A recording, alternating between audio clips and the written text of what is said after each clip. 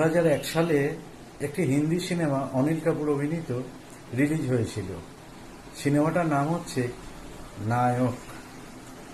সেখানে অনিল কাপুর একজন সাংবাদিক ছিলেন এবং তিনি পূর্বতন যে মুখ্যমন্ত্রী ছিলেন, সিএম ছিলেন, একদিনের মুখ্যমন্ত্রী হয়ে নায়ক যেভাবে গোটা সমাজটাকে পাল্টে দিয়েছিলেন তারই প্রতিচ্ছবি আজকে শুভেন্দু অধিকারীর মধ্যে দেখতে পাচ্ছি।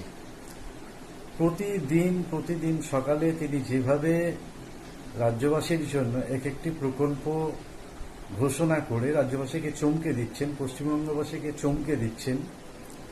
সোজা কথায় বলতে গেলে তিনি প্রতিদিন এমন এক একটি অ্যাটম বোম ফেলছেন যা শুনে পশ্চিমবঙ্গবাসীর মন উৎফুল্লে আনন্দে জেগে উঠছে এবং তাদের যে স্বতঃস্ফূর্ত আনন্দ, তাদের যে আশীর্বাদ,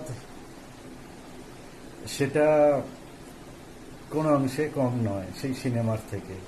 যারা সিনেমাটি দেখেননি তারা সিনেমাটি দেখে নেবেন। 2001 সালে অনিল কাপুরের নায়ক বলে একটি হিন্দি সিনেমা, যেটা সেই সময় খুব জনপ্রিয় হয়েছিল।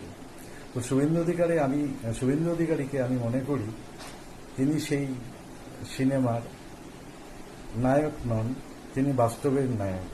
2026 সালের পশ্চিমবঙ্গের বর্তমান মুখ্যমন্ত্রীকে সেই 2001 সালে মুক্তিপ্রাপ্ত হিন্দি সিনেমার অনিল কাপুরের নায়ক বলে বিবেচনা করাই যায়।